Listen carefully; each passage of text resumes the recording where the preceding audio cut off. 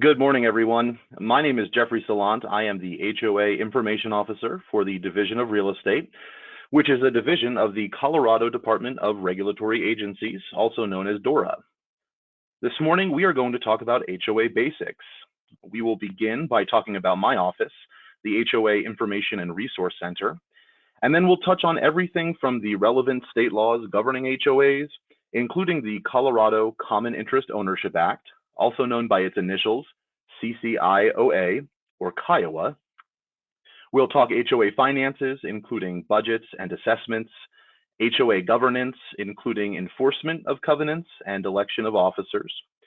We'll discuss meetings of the association, maintenance of the association, association insurance, and we'll also discuss Section 7 of the Colorado Real Estate Commission's contract to buy and sell, which is in reference to the provision of governing documents during the sale of a home within an HOA.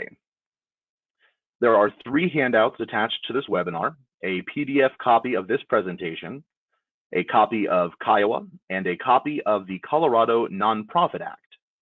You may download them by clicking on the blue links located under the Handouts tab on the GoToWebinar control panel. Before we get started, I'd like to take a quick poll to understand my audience a little bit better. You should see something pop up on your screen asking if you own a home in an HOA. If you wouldn't mind, please, answering. I'll leave the poll up for just a few moments. We got about 72% vote so far. Thank you for your participation.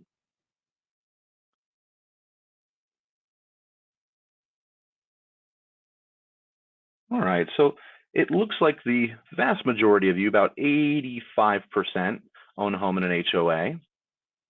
Thank you for your response. Please note that the information provided during this presentation is for educational purposes only and is not meant to provide or be construed as legal advice.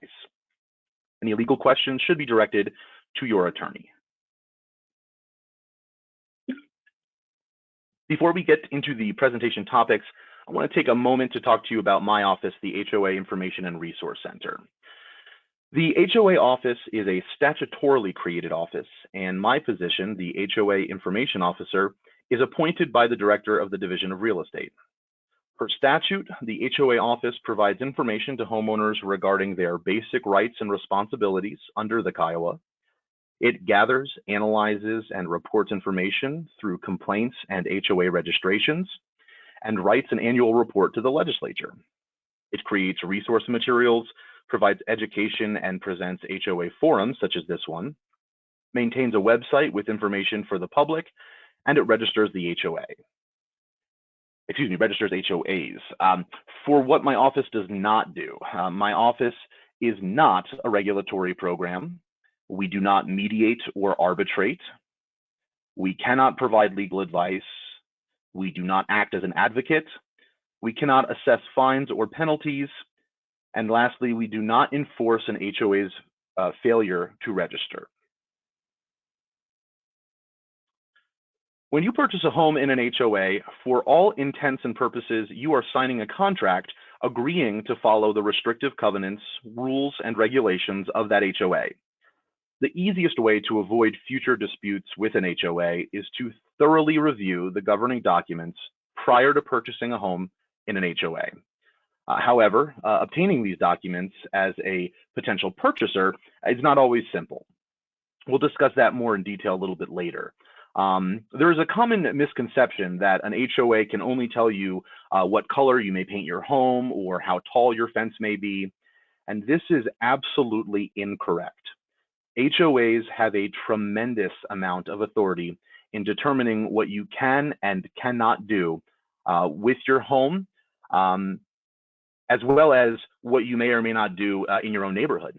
Although real estate brokers may assist in facilitating the transfer of governing documents from one owner to the next, sellers are ultimately the party responsible for providing a complete and current set of governing documents to the buyer.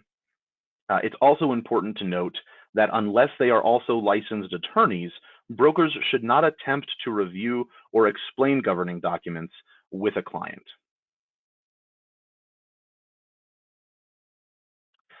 So as mentioned, your relationship with your HOA is essentially a contractual relationship. The terms of that contract are first and foremost your governing documents, which typically consist of a declaration, bylaws, rules, and regulations. There are only a few laws in the state with regard to HOAs and that supplement your governing documents.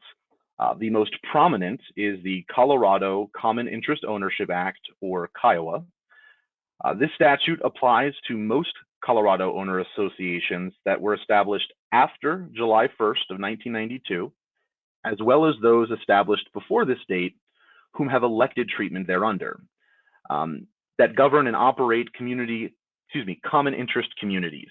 While a common interest community is defined in the statute more formally, the simplest definition of a common interest community is a community with shared expenses and mandatory assessments. Since the vast majority of HOAs in the state are also organized as nonprofit corporations, the Colorado Revised Nonprofit Act also, at times, may apply to HOAs. Finally, the Americans with Disabilities Act and fair housing laws may also apply to a certain extent.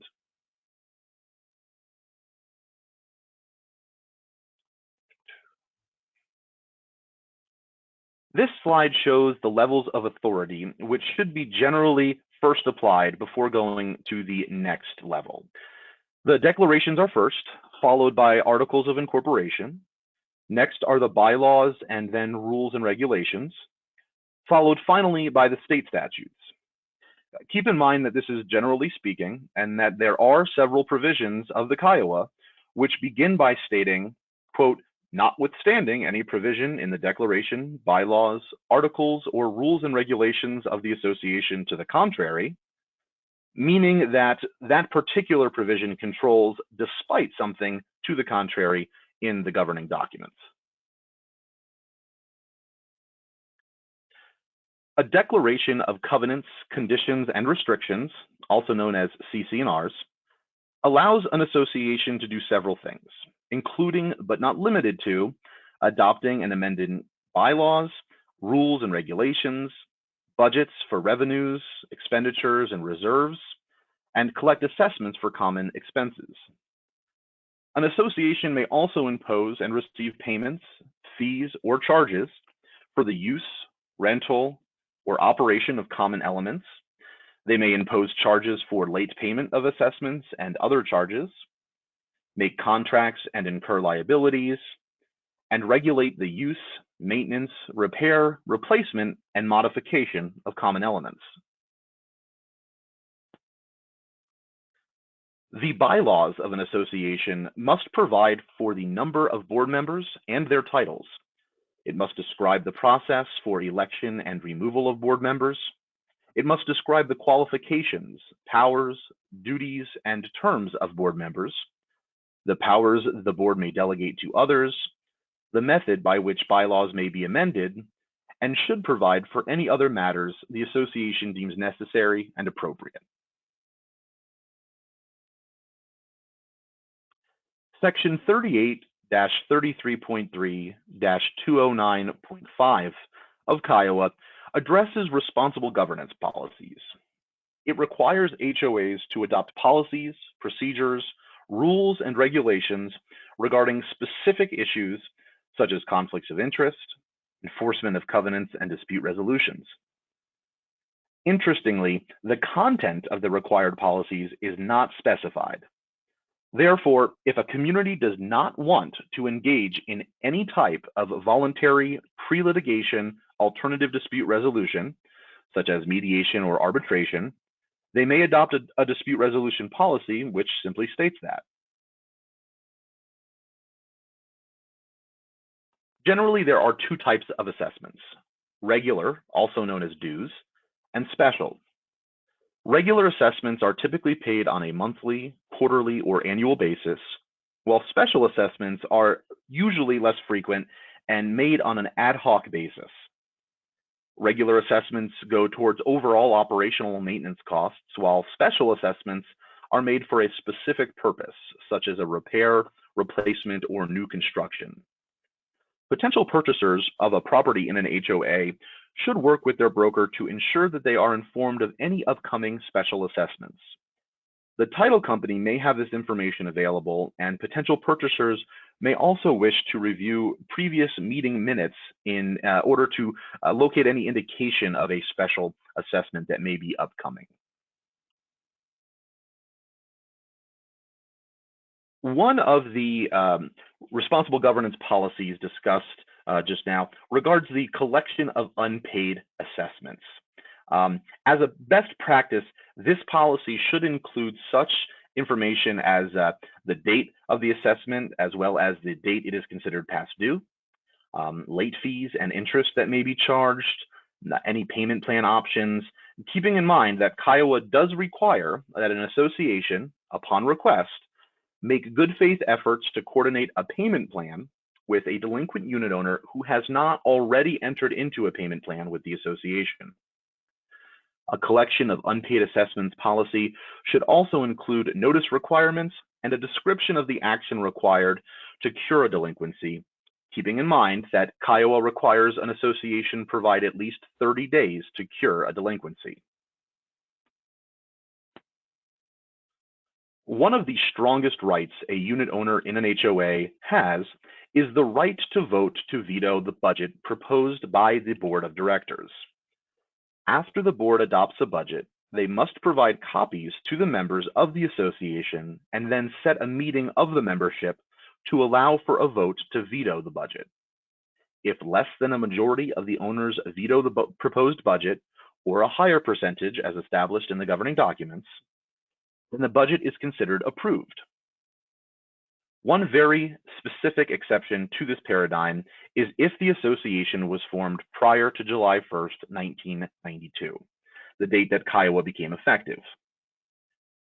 And the association declaration sets a maximum assessment amount or limits the increase in an annual budget to a specific amount, and the budget proposed by the board does not exceed such maximum or limit, at which point no veto power will exist with respect to the specific HOA. However, in that situation, the board must still send notice of the budget and set a meeting to review it in compliance with Kiowa. Part of the budget process includes determining how much the association needs to collect from each owner in periodic dues in order to meet the expenditures in the budget. Special assessments come into play when there is a cost that arises outside of the budget. Since most costs increase due to inflation, many HOA annual budgets increase each year, and as a result, the dues levied on the membership generally increase each year as well. Interestingly, there is no regulation which exists regarding assessment amounts or due increases, with the exception of those living in a limited expense planned community. See Section 38-33.3-116 of Kiowa for more information on limited expense planned communities. A unit owner's best option to prevent unnecessary increases in their dues is to become familiar with their association's governing documents regarding the budget process and association finances generally, in addition to getting involved in the HOA's budgeting process. This can be done by attending board meetings and even considering running for a position on the board.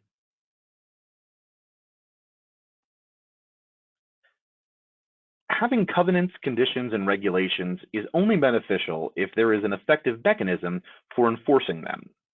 For most HOAs, monetary penalties are often the mechanism of choice. An association may enforce its rules through fining members, sending delinquent accounts to collections, placing a lien on the offending member's property, filing a civil lawsuit, and, as typically a last resort, foreclosing on the offending member's real estate. Of note is the requirement that an association must have a policy governing the imposition of fines, which must include a fair and impartial fact-finding process before they are allowed to fine a unit owner for a violation. Likewise, prior to the initiation of any action to collect on a past due assessment or other delinquent payments, the association must first adopt and comply with a collections policy. Thereafter, the association must make that good faith effort we discussed regarding establishing a payment plan with a unit owner if they have not previously entered into one. One of the most powerful tools available to HOAs in Colorado is the statutory lien. The statutory lien exists on any unit for any assessment levied against that unit for fines imposed against that unit owner. Interestingly, unless an association's declaration provides otherwise, Kiowa describes the term fines imposed to include fees, charges, late charges, attorney's fees, fines, and interests charged. The association has a super lien, meaning it has priority over all other liens. Generally, liens have to be recorded to be perfected. However, in Colorado, the recording of an association's declaration constitutes record notice and perfection of the lien. The association need not take any further recordation of any claim of lien for assessments for the lien to be valid. Of note, an association has 6 years from the time the full amount of assessments becomes due to initiate enforcement actions. A lien for unpaid assessments is extinguished unless proceedings to enforce the lien are instituted within such a time frame.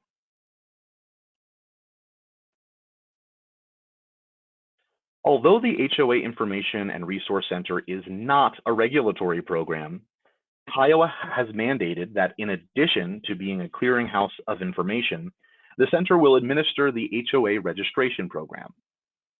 This program, mandated by Section 38-33.3-401, requires HOAs to register with the Division of Real Estate and renew on an annual basis.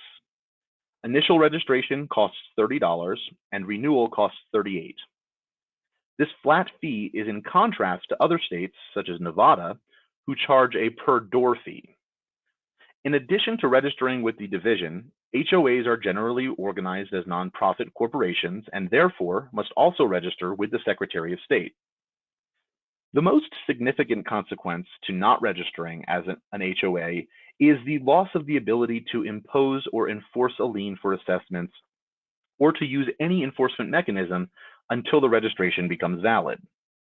One important takeaway regarding HOA registration is that the Division of Real Estate does not enforce the registration provision. Since there is no regulatory oversight of HOAs in Colorado, most disputes between homeowners and an association end up in court. The Colorado General Assembly has stated that the cost, complexity, and delay inherent in court proceedings make litigation a particularly inefficient means of resolving neighborhood disputes. As such, HOAs are encouraged to adopt protocols that make use of mediation or arbitration as alternatives to or even preconditions upon the filing of a civil complaint between a unit owner and the association in situations that do not involve an imminent threat to the peace, health, or safety of the community. While any controversy between an association and a unit owner may be submitted to mediation by agreement of the parties prior to the commencement of any legal proceeding, it is still a voluntary process. If both parties do not agree to the ADR, it may not be mandated unless ordered by a court. If ADR is successful, the parties may present the agreement to the court for approval as a stipulation. But again, any party to voluntary ADR may terminate the process at any time without prejudice. The declaration, bylaws, or rules of the association may also specify situations in which disputes shall be resolved by binding arbitration. The board of directors is the main decision maker for any association. Once declarant control has ceased, the association membership is responsible for electing members of the board. This is codified in Section 7-128-104 of the Nonprofit Act and occurs once a year during an annual election unless the bylaws provide otherwise. Members may vote in person, or they may provide a proxy to another member in their or their representative to vote on their behalf. We'll talk more about proxies in a moment. In order for an election or any other meeting of the association to be valid, it must have a quorum. Section 38-33.3-309 of HOA states that unless the bylaws provide otherwise, a quorum is deemed present through any meeting of the association if persons entitled to cast 20%, or in the case of an association with over 1,000 unit owners, 10%, of the votes which may be cast for election of the executive board are present, in person or by proxy, at the beginning of the meeting. In regards to board meetings, unless the bylaws specify a larger percentage, a quorum is deemed present throughout any meeting of the executive board if persons entitled to cast 50% of the votes on that board are present at the beginning of the meeting, or grant their proxy as provided in section 7-128-205 subsection 4. Under section 38-33.3-310 of HOA, votes for contested positions on the board are by secret ballot. Ballots must be counted by a neutral third party or by a committee of volunteers.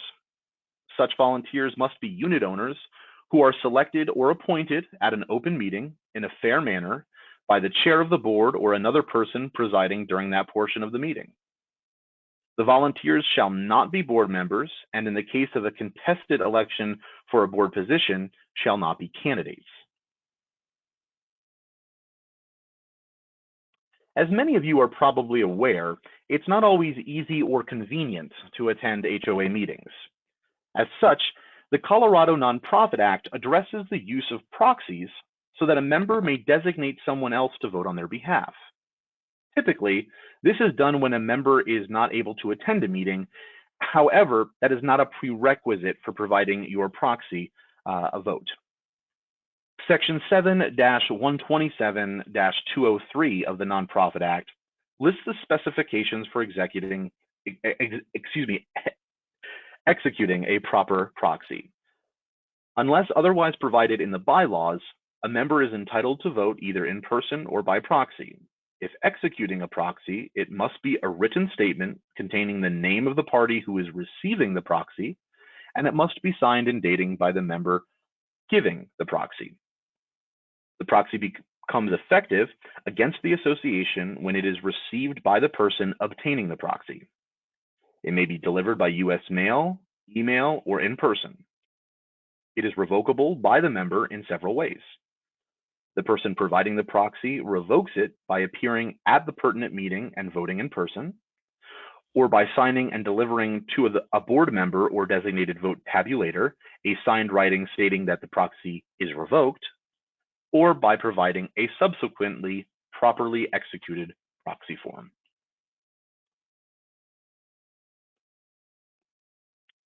The board of directors for any common interest community will act as the executive branch of the association. They are responsible for community governance and are the central decision makers. The terms of each member of the board will be determined by the bylaws. In the absence of any term stated in the bylaws, the term of each director will be 1 year. Additionally, unless otherwise provided in the bylaws, directors may be elected for successive terms. Despite the expiration of a director's term, a director continues to serve until the director's successor is elected, appointed, or designated, or until there is a decrease in the number of directors by way of an amendment of the governing documents. An association's board of directors must act in good faith when executing their duties. They must act with the care an ordinary, prudent person in a like position would act under similar circumstances. They must act in the best interest of the association. If a vacancy occurs, the remaining members of the board may appoint a new board member, or the membership may vote to fill the vacancy. Look to the association's governing documents for guidance in these situations. Conflicts of interest or the perception thereof frequently occur in HOAs, especially in relation to board members and board action. HOA refers to Section 7-128-501 of the Nonprofit Act in regard to conflicts of interest. This section addresses conflicts of interest as a conflicting interest transaction and defines it as a contract, transaction, or other financial relationship between a nonprofit corporation and a director of the nonprofit corporation, or between the nonprofit corporation and a party related to a director, or between the nonprofit corporation and an entity in which a director of the nonprofit corporation is a director or officer or has a financial interest.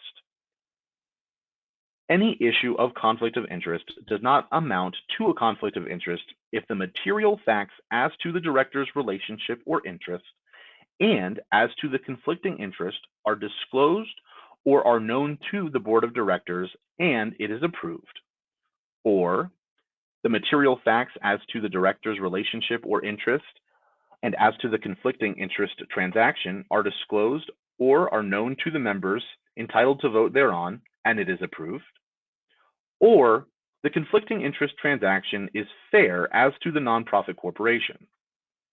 In evaluating any circumstance in which a conflict of interest is present, always look to the association's conflict of interest policy to determine how to handle a potential conflict of interest involving a board member.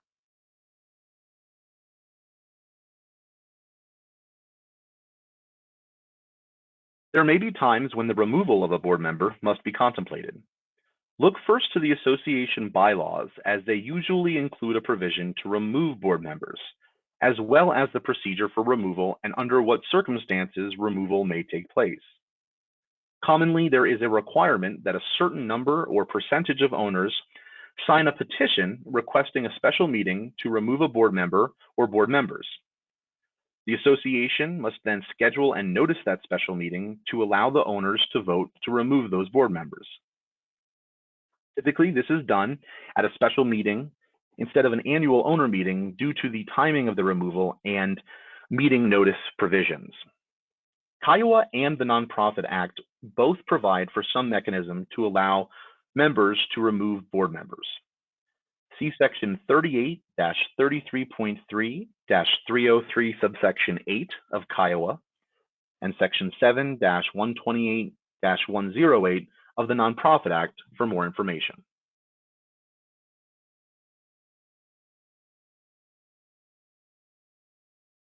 Dissemination of information is critical to running an efficient HOA. Certain information must be disclosed to association members. The name of the association and its designated agent or management company, as well as their address and contact information, must be provided to association members.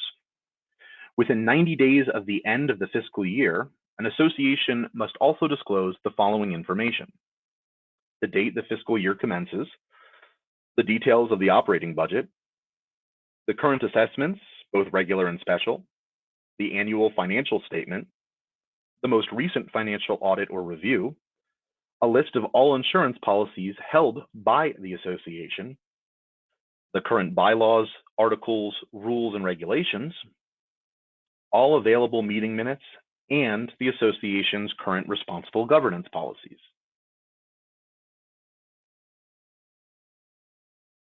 There are various ways to disseminate the information required to be provided to homeowners. Disclosures may be accomplished by web page, first-class mail, email, a stationary binder at the central location, which is regularly accessible to the membership, or personal delivery. In addition to disclosures, an association is responsible for the maintenance and production of certain association records. If there is a cost associated with the production of records, the association may collect a reasonable charge from the requester. The charge should not exceed the cost to produce, and any question as to the reasonableness of the charge will likely have to be determined by a court if it is disputed. Keep in mind that an association is not required or obligated to compile or synthesize any information. For example, if a homeowner wants to know the amount above budget that the association spent in the previous year, the association need only give the information necessary to determine the answer and not necessarily do the math to determine the answer. Section 38-33.3-317 subsection 1 of Kiowa details the specific records which must be maintained by the association for the purposes of document retention and production to owners. They are specifically listed as records defined in declaration or bylaws, detailed records of receipts and expenditures affecting the operation and administration of the association, records for claims for construction defects and amounts received, minutes of all meetings, written communication among and votes cast by the board that are directly related to an action taken by the board without a meeting, a list of names and mailing addresses of all owners, the association's current governing documents, financial statements of the last 3 years and tax returns of the last 7, names, emails, and physical addresses of the current board members and officers, any report delivered to the Secretary of State, detailed financial records, current reserve study, current written contracts for work performed within the last 2 years, records of board committee actions, ballots, proxies, and other records related to voting by owners for a 1 year after the election or action has taken place, resolutions adopted by the board relating to the characteristics, qualifications, rights, limitations, and obligations of the members, and all written communications within the past 3 years sent to all owners. It's quite a list that must be maintained and produced to owners. Subsection 3 of the same section of Kiowa details the records of the association which may be withheld from production. The decision to produce is left to the board. Records maintained by an association may be withheld from inspection and copying to the extent that they are or concern architectural drawings, plans and designs, contracts, leases, bids, or other records related to transactions, purchases, or provide goods or services currently in or under negotiation, communications with legal counsel, disclosure of information in violation of law, records of an executive session, and records relating to or concerning individual units.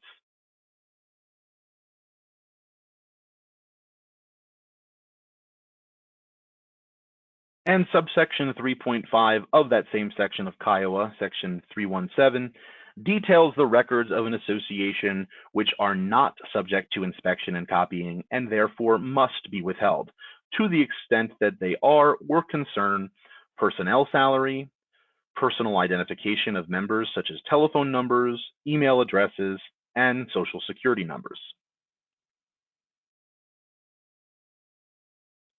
One of the most frequently asked about topics regarding Colorado HOAs is meetings. There are generally 3 types of meetings: meetings of the unit owners, special meetings, and board meetings. All regular and special meetings of the association's executive board or any related committees are open to attendance by all members of the association or their designated representatives. Agendas for meetings of the executive board are to be made reasonably available for examination by all members of the association. Unfortunately, Kiowa does not go on to define reasonably available. Meetings of the unit owners of the association are to be held at least 1 time per year. These meetings are usually held for election purposes, budget approval, amendments to governing documents, and other matters of interest to the association and its members. Notice of the owners' meeting must be given not less than 10 days and no more than 50 days in advance of any such meeting. The secretary of the association or another officer specified in the bylaws shall cause the notice to be hand-delivered or sent prepaid by U.S. mail to the mailing addresses of each unit owner or the owner's designated address.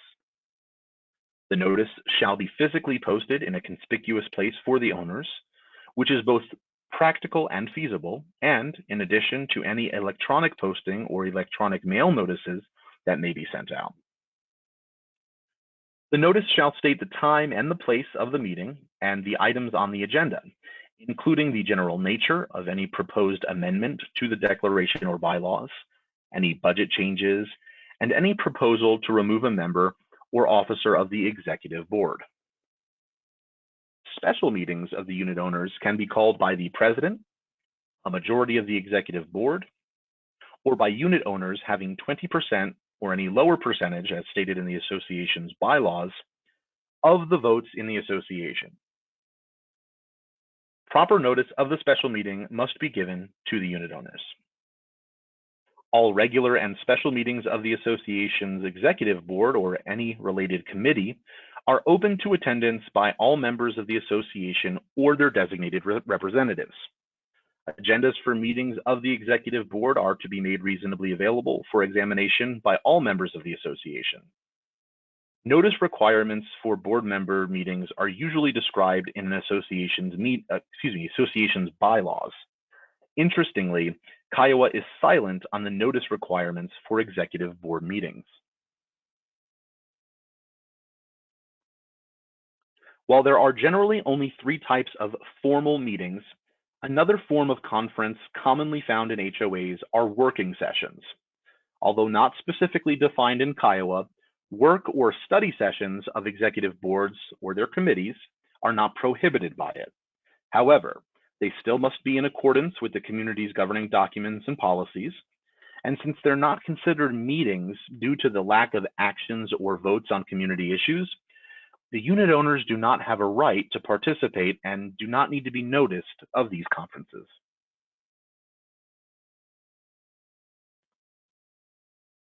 Section 38-33.3-308 subsection 3 of Kiowa discusses executive sessions of the board and/or any committee.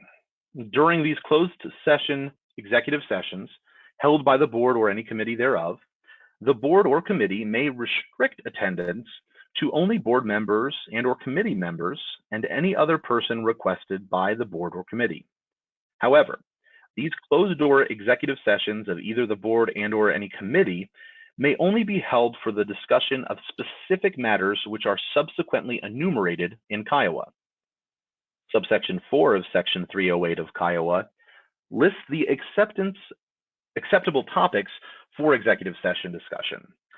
They include matters pertaining to association employees or the managing agent's contract, consultation with legal counsel on pending matter or matters which are protected by attorney-client privilege, or the review or discussion related to any communication from legal counsel, investigative matters concerning possible or actual criminal conduct, matters subject to protection from public disclosure by law, and any other matter, the disclosure of which would constitute an unwarranted invasion of individual privacy.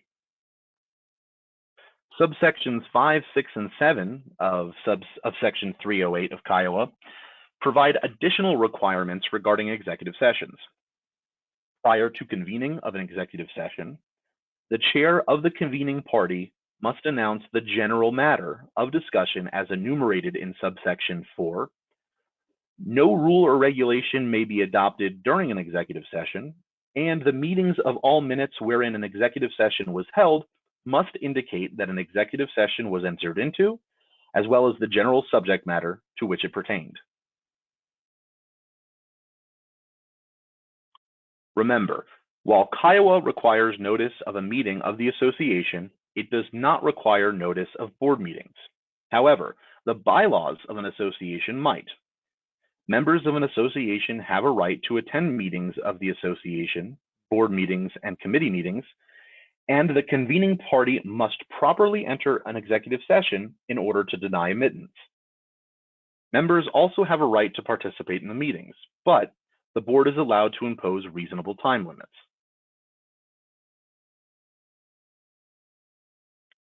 Neither Kiowa nor the Nonprofit Act drill down into the specifics regarding minutes of an association.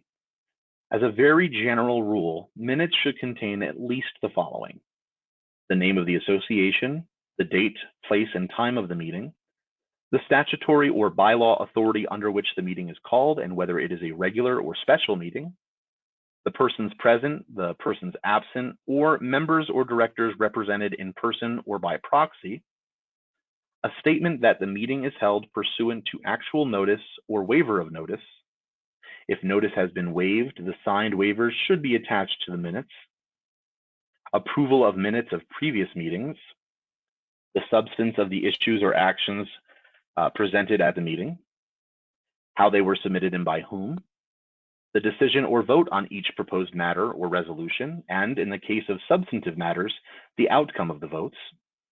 The presentation of all reports with copies attached if the report is written, and a summary of the report if it was oral, as well as a summary of the other business which came before the meeting.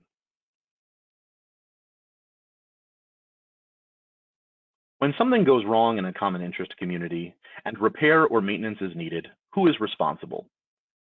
The association or the homeowner.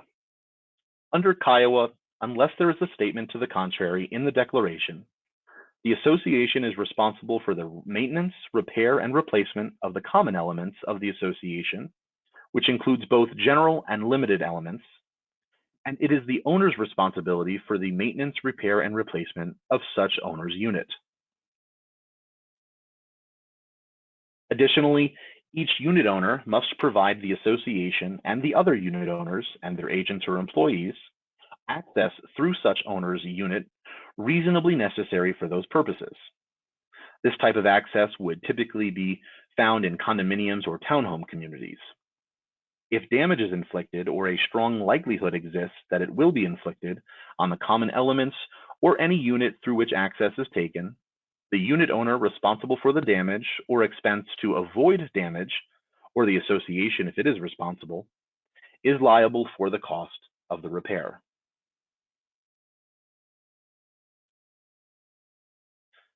Section 38-33.3-313 of Kiowa covers the insurance obligations of the association. According to Kiowa, homeowner associations have an obligation to provide certain insurance. There is both mandatory and optional insurance coverage. Premiums for insurance that the association acquires and other expenses connected with acquiring such insurance are considered common expenses.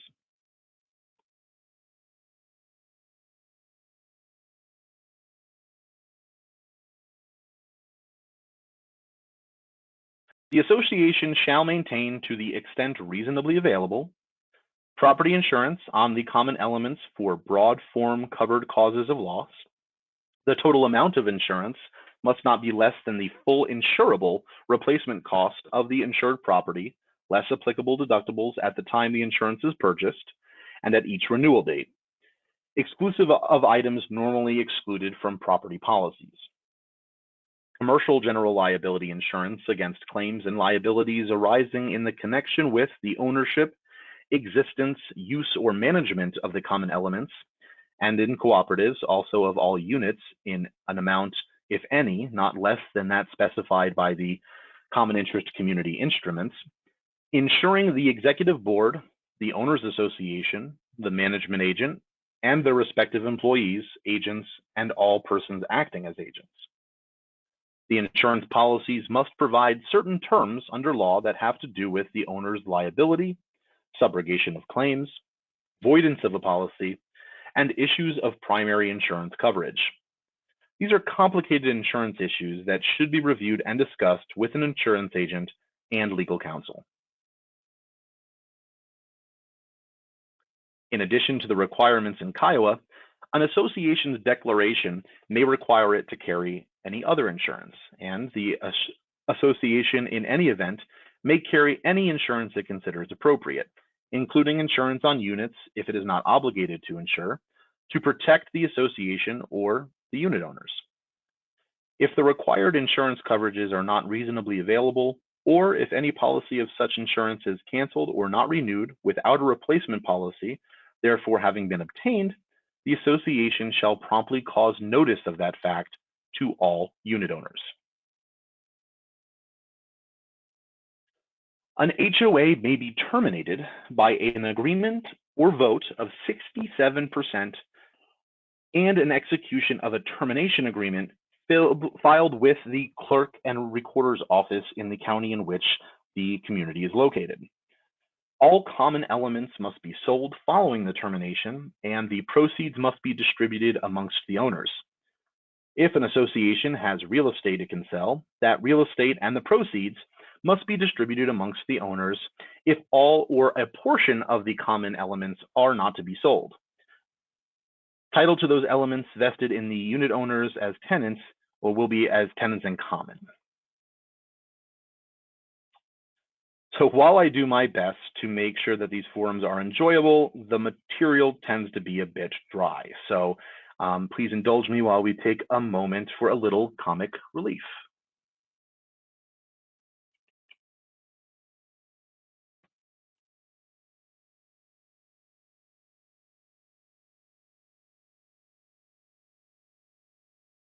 Oh, we love our new home. Neighborhood's great. Amazing school district. The HOA has been very involved. These shrubs aren't board approved. You need to break down your cardboard. Thank you. Violation. Violation. I see you've met Cynthia. At least Geico makes bundling our home and car insurance easy. And does help us save a bunch of money. 2 inches over regulation. Thanks, Cynthia. For bundling made easy, go to geico.com. Well, to see more great Geico videos, hit the subscribe button. And don't forget to hit share if you... We need to get pre-approval from the board. Funny stuff. All right, so this next slide may look familiar to some of you. This is Section 7 of the Colorado Real Estate Commission's Residential Contract to Buy and Sell. Despite the fact that it contains bold, capitalized letters, it is likely the most ignored section of the contract to buy and sell. Discussion of whether or not a property is located in an HOA may not take place between a potential buyer and their broker until after viewing of the property has taken place. Discussion of price has occurred, and the potential purchaser has become vested in the idea that this may be their new home. At that point, it's much more difficult for a potential buyer to comprehend the significance of the power and authority an HOA will have over their home. Section 7.2 of the contract to buy and sell obligates the seller to provide the purchaser with the association documents. Section 7.3 of the contract to buy and sell defines association documents as meaning all of the association's documents, all minutes of the annual owners meeting, as well as all minutes from any executive or manager's meeting, a list of all association insurance policies, a list by unit type of the association's assessments, including both regular and special, as of the most recent annual disclosure. Section 7.3 goes on to also define association documents to include the association's most recent financial documents. It further clarifies that financials must contain the association's operating budget for the current fiscal year, the association's most recent annual financial statements, including any amounts held in reserve for the fiscal year immediately preceding the association's last annual disclosure, the results of the association's most recently available financial audit or review, a list of the fees and charges that the association's community association manager or association will charge in connection with the closing documents, including but not limited to any fee incident to the issuance of the association's statement of assessments. This is also known as a status letter. Any rush or update fee charged for the status letter, any record change or ownership record transfer fees, and any fees to access documents, a list of all assessments required to be paid in advance, reserves or working capital due at closing, and the results of any reserve study if such a study has been conducted.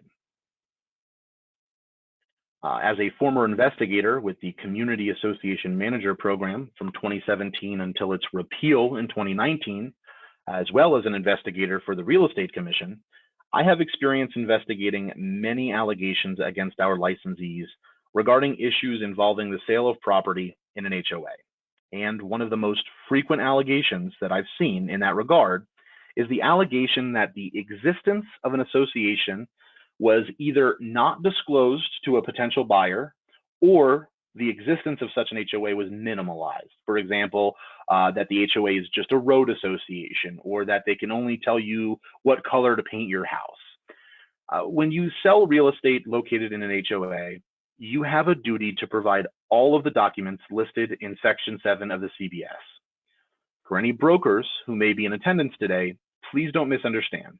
You are in no way obligated to, nor should you attempt to explain any association documents to your clients. However, strongly encouraging your clients to review the association documents and suggesting that they contact a licensed attorney to clarify any right or responsibility they do not understand is an absolute minimum duty.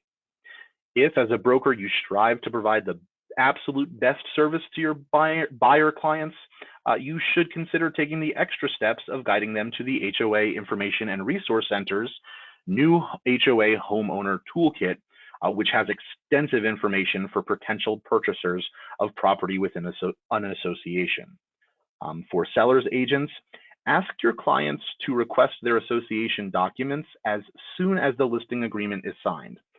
If a sale isn't consummated before the next association meeting, well, then updated documents may be needed to be requested.